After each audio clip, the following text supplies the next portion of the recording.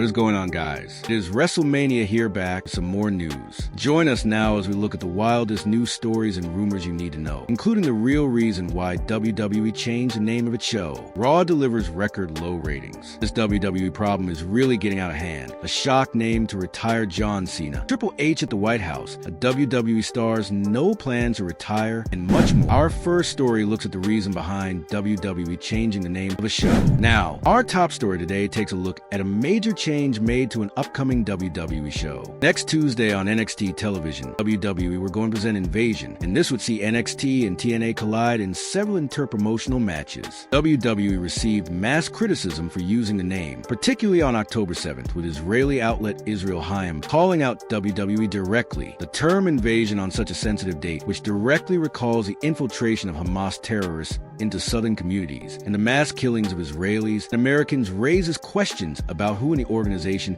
is responsible for this preposterous decision. Now, the criticism alone was evidently enough for WWE to change the name of the show, as on last night's NXT. It was now confirmed that the Invasion name is no more, and the show will now be known as Showdown. The name is really underwhelming, but with WWE having just 7 days to rebrand their show, this is probably the best they could have come up with. The criticism also extends to the use of the Invasion logo, as the logo had a prominent red V, and some believe that this was similar to the red downward triangle, a Hamas symbol. WWE have kept a prominent red letter in the new logo, but this time they've opted to emphasize the W in Showdown. The Invasion name was used in WWE all the way back in 2001 for the WWF versus the Alliance storyline, and they've yet to publicly address why they've changed the name. The kayfabe reason was offered by Santina Mela, as he explained that the TNA invasion of NXT acts as more of a showdown than an invasion, which sounds incredibly stupid. It's clear that this is an invasion. Next up, Raw delivers record low ratings. Now, the September 22nd, 2025 edition of Raw obtained the lowest viewership since WWE debuted on the Netflix platform. According to the Wrestling Observer, the show reached 3 million global viewers. The Monday, September 22nd episode of WWE Raw did both a record low 3 million global views and 5 million global hours viewed through its first 7 days. According to the Netflix Weekly Tudum report, the show was a fallout episode from WrestlePalooza and featured a confrontation between WWE champion Cody Rhodes and World Heavyweight Champion Seth Rollins to build up Crown Jewel Stephanie Becker celebrating a WWE Women's title win, and Rhea Ripley versus Asuka in the main event. Now, obviously, this isn't good news for WWE, and it's unknown what Netflix thinks of the numbers. It's worth noting that competition on Monday nights is extremely competitive, so to obtain 3 million viewers is still somewhat impressive, especially in today's landscape. WWE are experimenting heavily with start times for the show this month, and the significant concern that the Raw following Crown Jewel could have a catastrophic rating due to the show airing live in Australia. As the show will be airing at 8 a.m., the time difference may be too much for a lot of fans in the US to watch live, and this will naturally impact the ratings significantly. Now, the Raw product is often met with some positive reviews from fans. Is it perfect? Well, absolutely not. But compared to SmackDown, the show is probably WWE's most consistent weekly show. If this report stated that SmackDown was receiving record low ratings, it'd be somewhat understandable, as the show is heavily panned on social media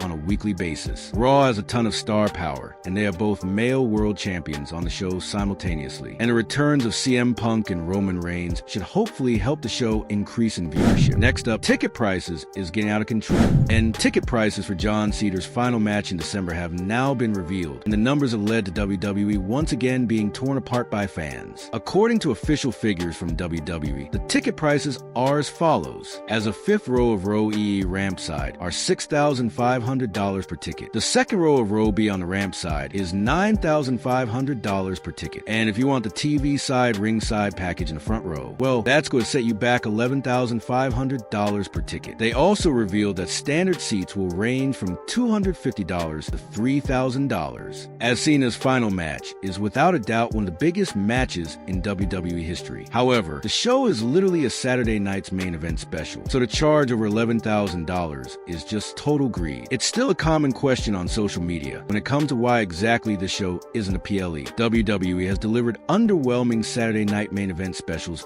all year, so the name value isn't currently there in 2025. WWE are just expecting fans to treat the name as if it's a serious event. It would have made a lot more sense to market the event as an established PLE, or even name the event as Ruthless Aggression, but WWE evidently are under the impression that the name means very little when it comes to Cena's final match in WWE. Now, there is hope due to the show now airing on Peacock instead of NBC. The show will be treated just like a PLE, and we may get an indicator for the feel for the format on Peacock when their first special debuts next month. Still, we all know one person who's going to buy those tickets, and it's got to be Green Shirt Guy. After all, he supposedly shelled out about $100,000 for front row tickets at WrestleMania 41. Next up, a shock name to retire John Cena. Now, as fans debate on which name should receive the honor of retiring John Cena, WWE Hall of Famer Mark Henry has thrown a very far-fetched idea out there. According to Henry during an interview with TMZ, Cena should wrestle and put over none other than Joe Henry in his final match this December. If John Cena wants to give back to the business, you give it to somebody that's going to have a career. Just like him when he came in and him and Kurt Angle went at it. Him having an initial interaction with Kurt Angle is what forged the level of where he was going to be. You got to give it back. You got to give the rub. Henry would add that Cena putting Henry over will take him to the next level in WWE. Joe called him out early and Joe is over his health. But Joe don't have no skins on the wall. He beat Nick Neath, and he's beaten a bunch of people at TNA and several at NXT. But that's not like beating Triple H. That's not like beating Shawn Michaels. He's got to have something that the world is going to say, damn, you beat John Cena on his way out. Holy shit. And to say that the reaction to this pitch on social media is negative would be a total understatement. Henry isn't even contracted WWE talent. So why would WWE give a TNA wrestler the honor? If Henry is using the logic that Cena should put over a young star, and WWE has a number of young talents on the roster for Cena to potentially put over. Names like Dominic Mysterio, Brown Breaker, and Oberfemi are all under 30, and all of these names could easily be accepted in the role of Cena's final ever opponent and even defeat Cena. Next, The Rock denies steroid rumors. A WWE legend, Dwayne The Rock Johnson, has finally responded to recent speculation that his notable weight change was linked to steroid use. Johnson, who recently appeared much leaner, saw fans and fitness commentators raise questions about whether his dramatic physique change involved peds. The Rock had bulked up significantly for his role as Mark Kay in the Smash Machine movie, but then reversed course, shedding around 60 pounds to portray an older character, the Chicken Man, in Lizard Music. And recently, a fitness influencer, Diego Fitz, spared further attention by posting on Instagram that The Rock's muscle loss must be due to stopping the cycle. But The Rock actually commented on the video and mentioned this is 100% not true. It certainly would take a lot for The Rock to actually go out his way and comment on a video that wasn't even viral. Do you think there's any truth to this? Next up, WWE makes major change. The reputable Fightful Select provided new behind-the-scenes scoops when it comes to how main roster call-ups are delivered. According to a new report from the outlet, main roster call-ups are now much more flexible, and there's no urgent rush to get a called-up talent away from NXT television. Across multiple regimes, WWE's handled call-ups in a variety of different ways, including just immediately pulling talent from NXT when the call-ups occurred. This was typical in the Vince McMahon era and left NXT in a tough place creatively. However, things have been way more flexible. In the past, there were certain points at which WWE knew that they were going to make those call-ups. We've been told that the way things have been handled internally over the last year or so has been significantly different. The call-ups themselves have been kept way closer to the vest and are less strict as a talent getting off of NXT television just to go to the main roster. I was noted that WWE feel it's important to have experienced names both at the WWE Performance Center and NXT television. The way Vince McMahon called up talent